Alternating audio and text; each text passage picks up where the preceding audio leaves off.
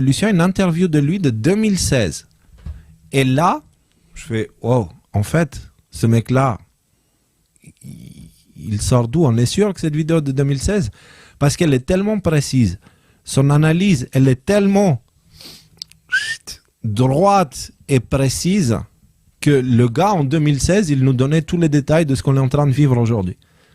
Donc, je pense qu'il a une bonne image de l'ensemble et surtout une compréhension pas biaisée de ce qui se passe. Ce qui est extrêmement rare dans le monde où on vit. Et donc, du coup, je voulais partager avec vous ce que j'ai découvert, en fait.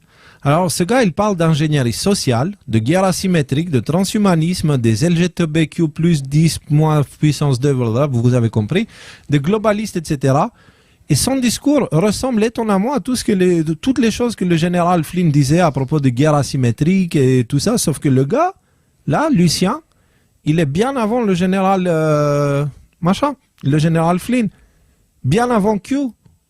Et cette interview, elle date de avant les élections.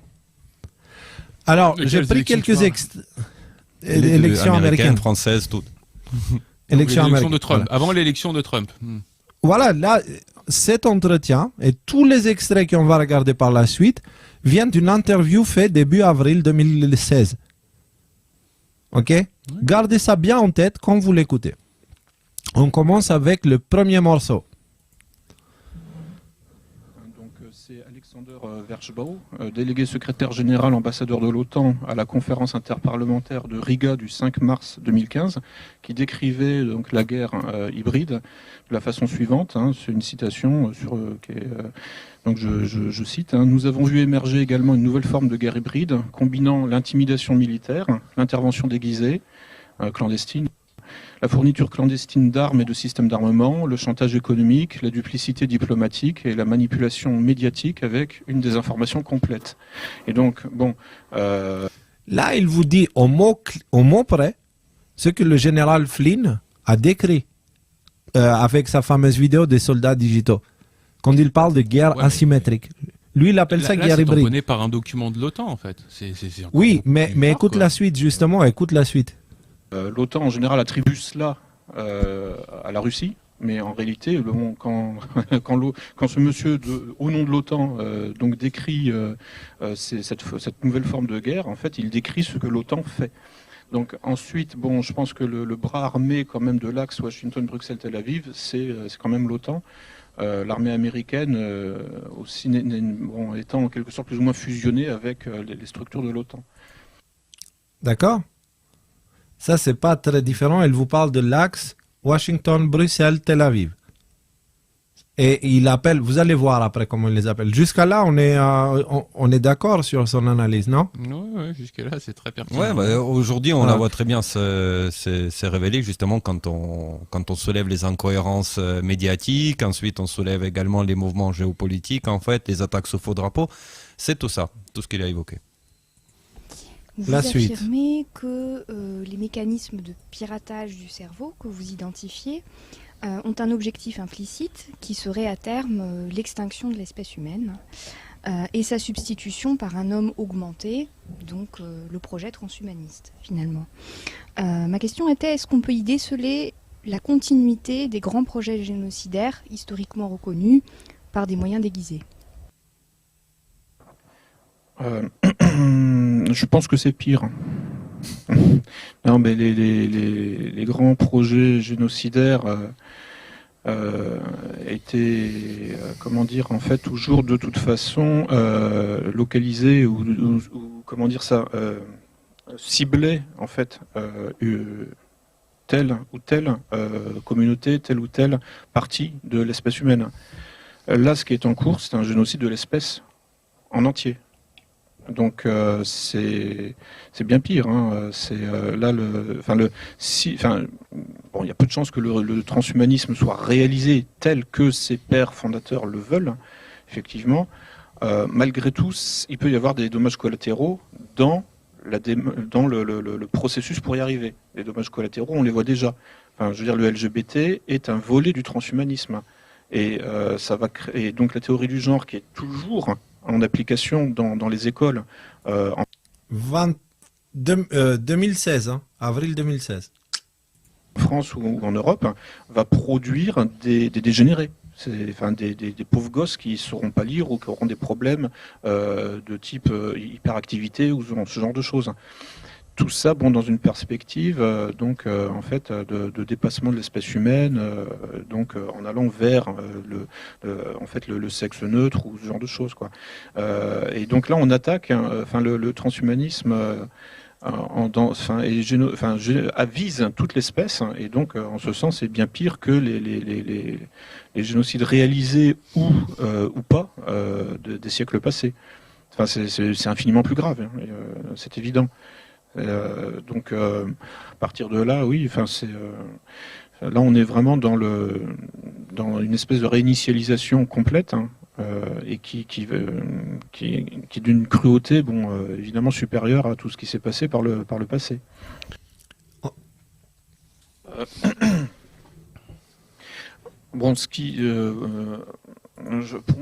compte, c'est de préserver une extériorité au système géopolitique, piloté par l'axe Washington, Bruxelles, Tel Aviv. J'ordonne tout à ça. À partir de là, en fait, je pense en fonction de ça. C'est-à-dire qu'en fait, cet axe géopolitique, c'est le mal, avec un grand M. Il n'y a plus rien à sauver de ce côté-là.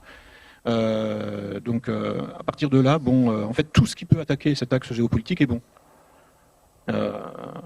Ensuite, alors on va me dire, oui, mais ailleurs, c'est pareil. L'autre axe géopolitique, qui serait Moscou, Téhéran, Pékin, vaut pas mieux. Moscou, Téhéran, Pékin. C'est important, l'autre axe en face. Q nous a dit que Trump travaille avec la Russie et la Chine et que l'Iran fait partie aussi de l'alliance, on va dire. C'est intéressant. 2016, les gars. Début 2016, avant l'élection. On est encore en période électorale aux États-Unis. Je parle du profit qu'il ferait avec un choc de type violent, avec une crise économique mondiale ou peut-être même une guerre. C'est de ça dont on parle, un peu comme la stratégie du choc de Naomi Klein, où en fait ils profitent à chaque fois de grosses secousses comme ça pour pouvoir faire leur projet. En deux mots. Mais en fait, oui, alors je réponds directement, quoi. Mais c'est-à-dire que là, un choc entre ces deux axes géopolitiques, en un sens, serait pour avoir des effets bénéfiques. À partir du moment où ça élimine l'axe Washington, Bruxelles, Tel Aviv. Mais ça l'élimine, c'est-à-dire que ça les radique totalement. Il n'en reste plus rien. Donc effectivement, on pourrait envisager que... J'ai mis en 25, mais je trouve que c'est trop rapide et c'est trop important ce qu'il dit pour l'écouter en rapide. Je remets. Un conflit, pour avoir des effets bénéfiques. À partir du moment où ça élimine l'axe Washington, Bruxelles, Tel Aviv. Mais ça l'élimine, c'est-à-dire que ça les radique totalement. Il n'en reste plus rien. Donc effectivement, on pourrait envisager qu'un conflit nucléaire, qui serait perdu forcément par cet axe, finalement, au total, à la fin des fins, en quelque sorte, aurait des effets positifs. Là, ce que je dis peut paraître un peu énorme, mais on est dans les normes. On y est.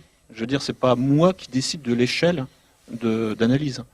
On est aujourd'hui dans les prémices d'un conflit majeur.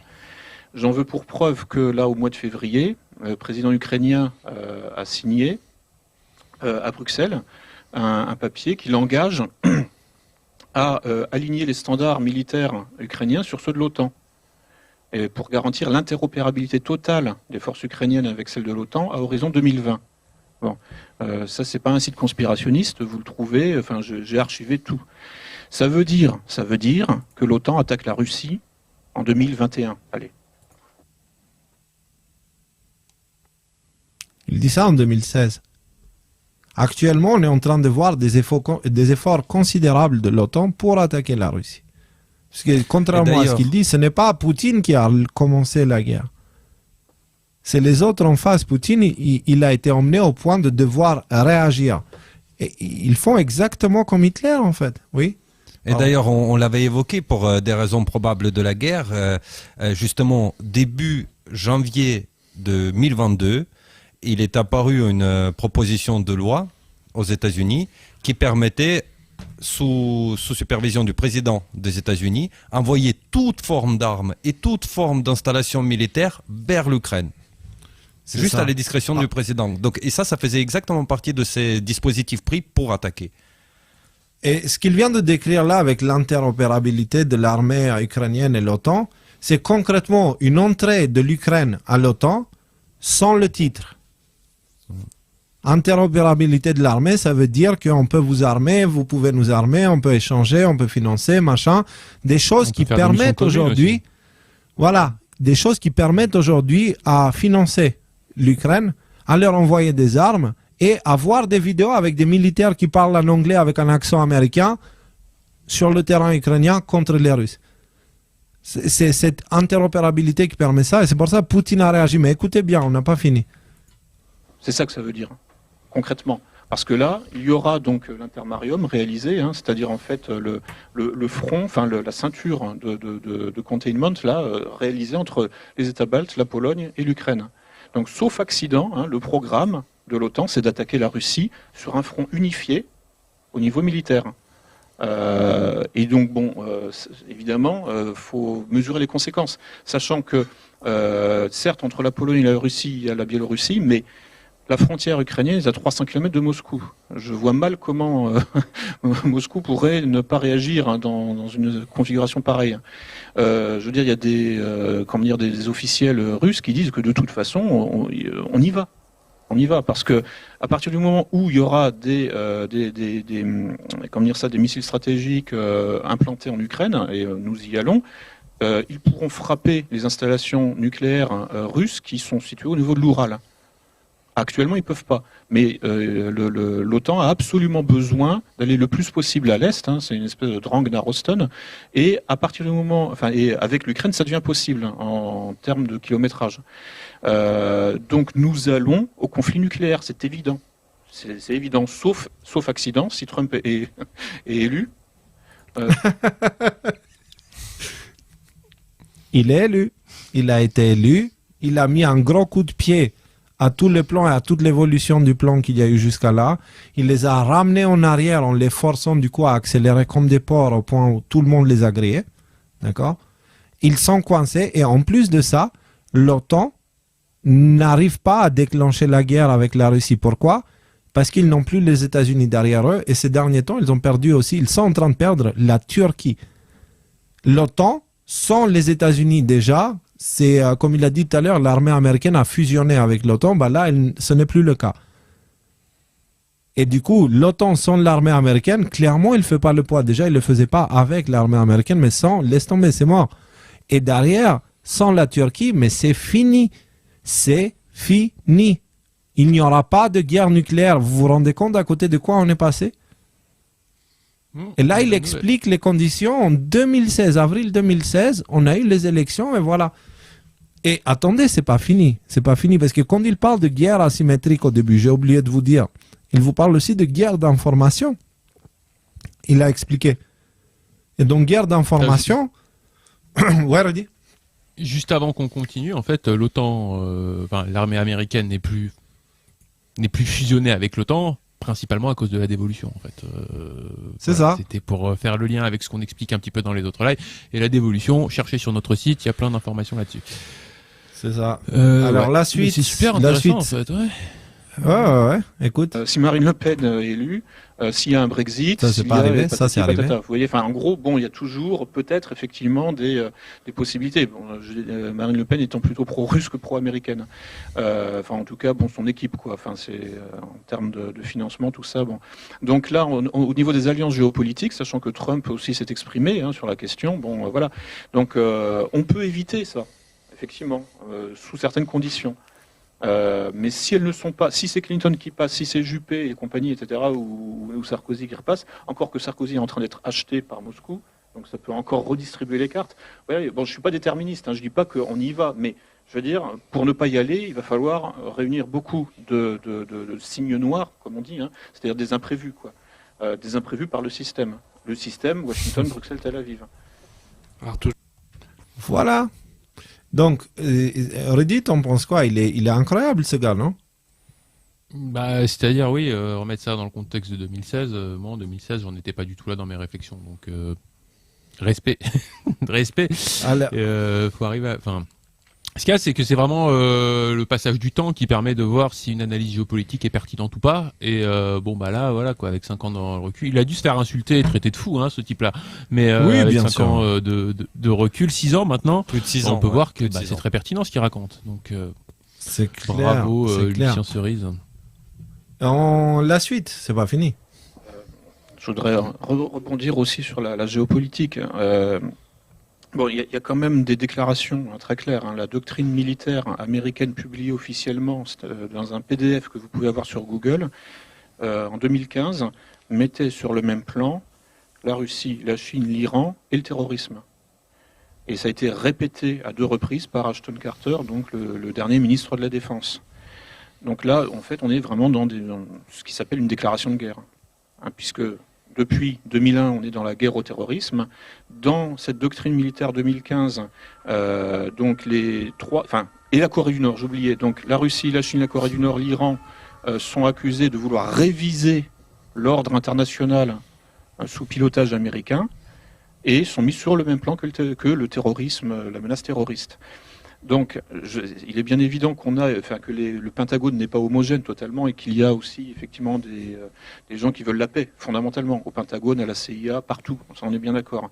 Mais quand on voit la doctrine officielle, là je parle de la doctrine officielle publiée et répétée par le ministre, qui est un civil, qui n'est pas un militaire, et souvent les militaires sont plus réalistes, quand je vois ça, je me dis on va au conflit, c'est certain, puisque c'est vraiment la doctrine officielle. Ensuite, effectivement, je pense qu'il y a, comme tu le dis, des gens qui freinent des 4 fers, chez les civils, chez les militaires, et qui se disent on est dirigé par des fous. Mais aujourd'hui, les États-Unis sont dirigés par des docteurs Folamour. C'est vrai, c'est pas excessif de dire ça.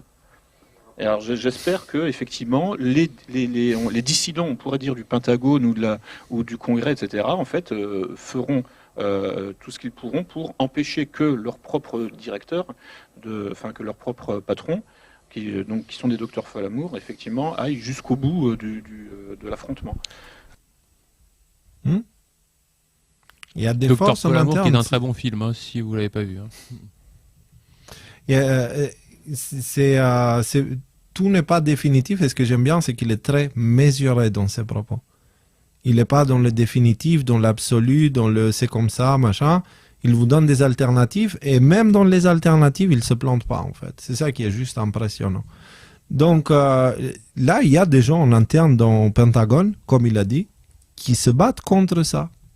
Voilà. Au point où Washington, la semaine dernière, ils ont lancé une enquête auprès du Pentagone parce qu'il y a quelqu'un apparemment qui utilise les réseaux sociaux pour attaquer la Maison Blanche. Et il parle d'une opération d'information de guerre asymétrique. Washington est un peu stressé parce que l'armée utilise les réseaux sociaux, tu comprends? Donc même ça, il a vu juste. Alors la suite, parce qu'il y a des morceaux, je voudrais vraiment que... Et la raison pour laquelle je vous les montre, c'est pour que vous compreniez pourquoi le plan de l'État profond est mort avant même d'avoir commencé.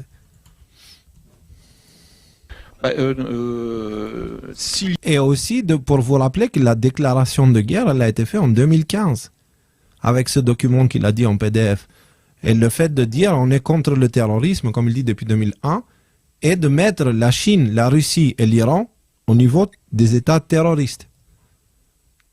Bah, au même niveau Donc, que les terroristes communs, au même niveau Voilà. que les djihadistes qui combattaient soi-disant en Afghanistan et en Syrie et ailleurs. Et ça, c'est une déclaration de guerre. Donc voilà.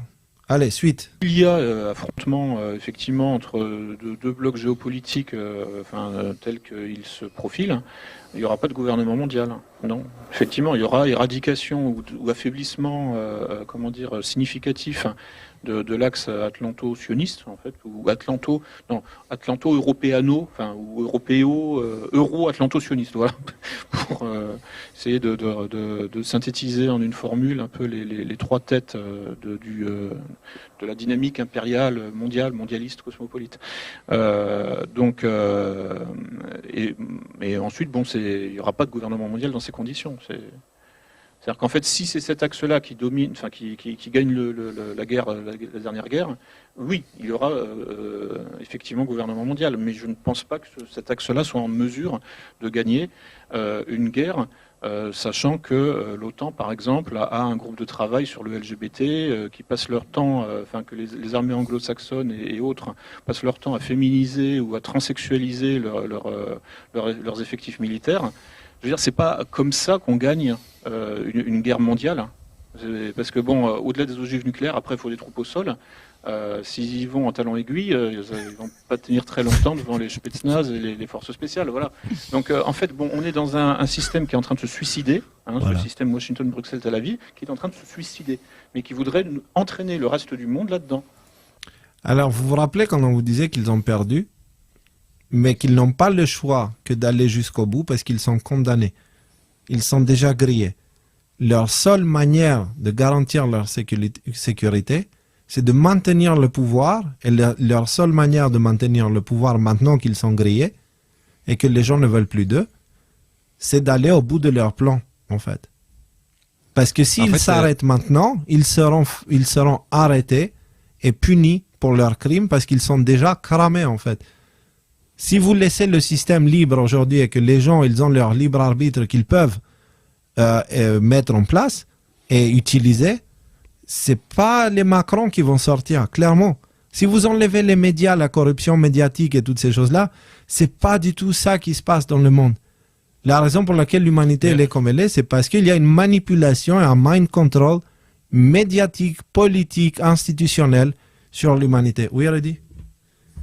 Je veux dire, rien que l'ampleur du scandale du Covid qu'on a vécu depuis 2 ans et demi, enfin, ce que je veux dire, c'est que quand on aura, je sais pas, 20 ans de recul sur ça, mais ça va être le plus gros scandale de toute l'histoire de l'humanité, mais loin devant tout ce qu'on a connu jusqu'ici quand même.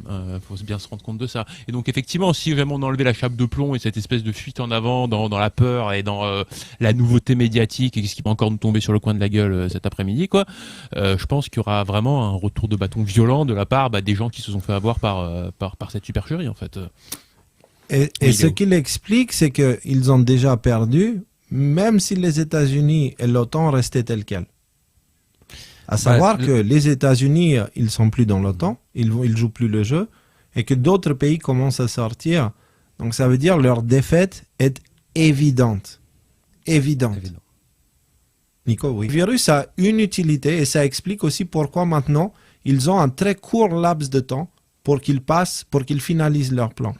Le virus du Covid avait pour objectif, 1, d'affaiblir l'économie, 2, de mettre les gens dans un état psychologique de prisonniers où ils acceptent leur condamnation en prison chez eux, comme il explique dans le live avec Alexis. Allez le regarder, il est vraiment exceptionnel, on l'a mis juste en dessous.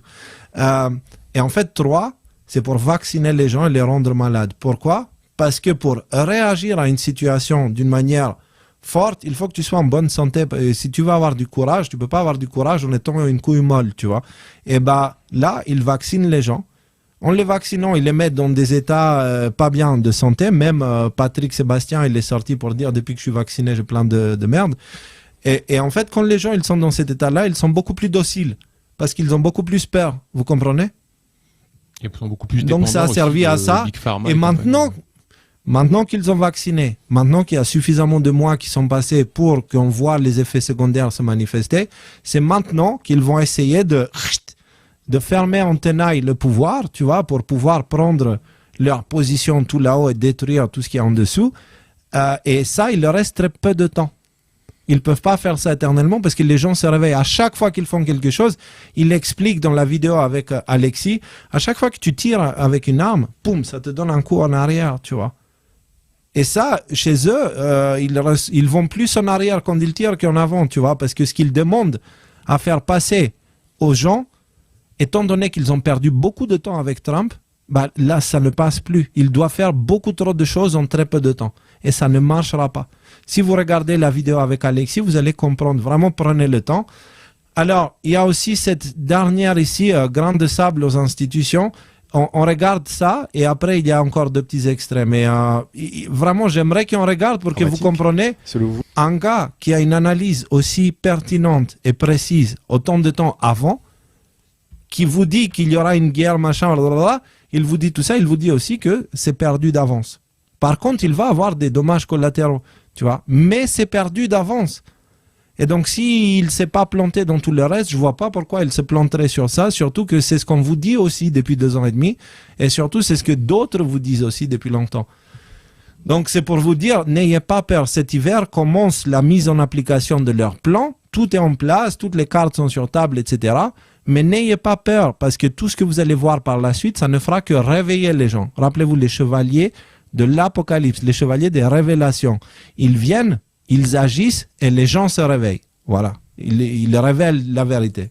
Vous, Lucien Cerise, quel improbable grain de sable pourrait enrayer la plus ingénieuse des machineries qu'est ce Big Brother? Je crois pas au grain de sable. En fait, bon, on a toujours affaire à des États profonds contre d'autres États profonds, quoi. C'est-à-dire à des organisations contre d'autres organisations. Mais le grain de sable individuel qui fait dérailler tout le système, ça, j'y crois pas, en fait. Ensuite, il y a une accumulation de grains de sable, hein, évidemment, qui peuvent effectivement produire des effets sur le long terme, hein, et qui tirent la machine globale dans un sens plutôt que dans un autre. Mais le grain de sable, ça, en fait, c'est un effet trop faible pour... après on va dire oui, mais bon, la théorie du chaos dit que le battement de des ailes d'un papillon à tel endroit va produire un cyclone à tel autre endroit. Oui, ça c'est pas faux, d'accord. Mais je veux dire, bon, en même temps, la formule de Lorentz, là, bon, c'était un peu imagé, ça se passe pas comme ça en réalité, même dans les effets chaotiques et imprévisibles. Mais non, mais il y a toujours des imprévus. Mais fondamentalement, faut être justement, faut faire de la réelle politique. On a toujours affaire à des services secrets contre d'autres services secrets, et ce sont les mieux organisés, ce sont ceux qui ont le réseau d'informateurs le plus développé qui gagnent. C'est tout. Donc en fait, bon, le coup du grain de sable ou de l'individu qui va faire dérailler tout l'establishment, tout un état profond. Ça, c'est un peu du gauchisme, en fait. Enfin, je veux dire, c'est un reste de mai 68, quoi. En réalité, il n'y a que des appareils d'État, il n'y a que des grosses organisations qui peuvent faire un contre-pouvoir à d'autres appareils d'État, à d'autres États profonds et à d'autres grosses organisations. On va revenir. Ah, Entre les États profonds, les services secrets, etc. Enfin, moi, je trouve ça hallucinant parce que j'ai vu le truc sous un nouvel angle, en fait. moi, ce que je vois ici, c'est que il dit quelque chose de très réaliste. C'est ok, tu vois, Goliath était une personne, David était une personne, et là, dans ce cas-là, tu peux avoir des miracles, tu vois. Mais quand tu as un humain contre toute une institution, même le Christ, quand il est venu et il est resté droit, debout, etc., bah, il a fini sur la croix, tu vois. Donc, il y a un moment donné où il faut être réaliste, tu vois, et comprendre le message que le Christ nous donnait à l'époque, c'est il faut rester droit quoi qu'il arrive, ce n'est que comme ça qu'on va changer le monde. Et c'est exactement ce que beaucoup font aujourd'hui, en fait.